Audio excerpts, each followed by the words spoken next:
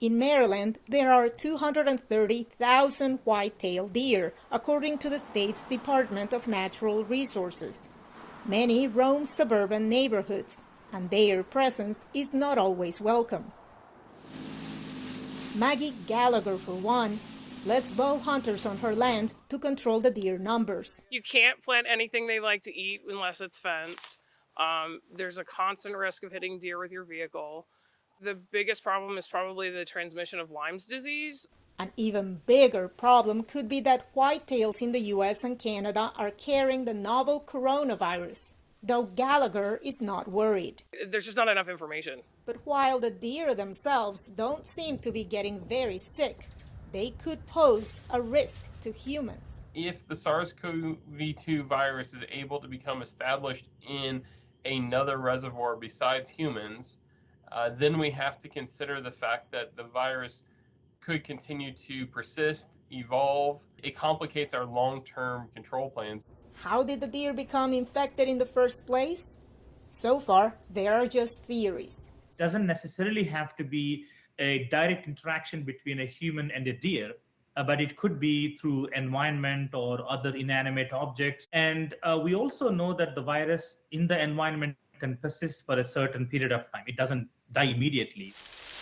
Hunters who spend long hours in the field are being reminded by the World Organization for Animal Health to avoid leaving any human waste or objects that may be ingested or touched by deer.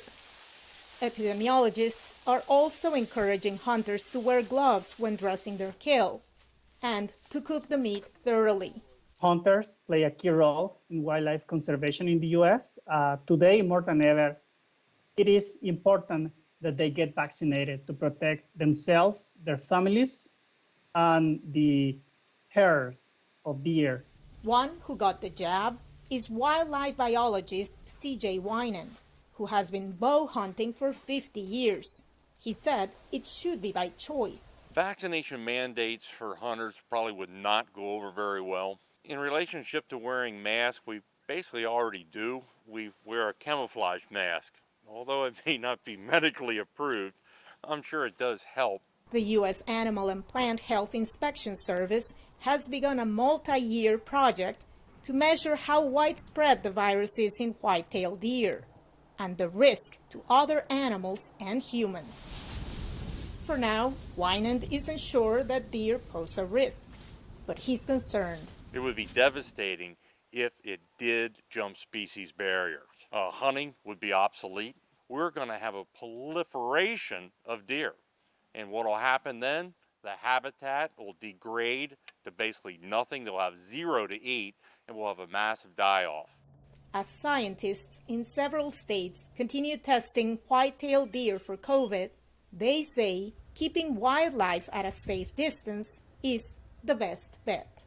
Veronica Balderas Iglesias for VOA News, Ellicott City, Maryland.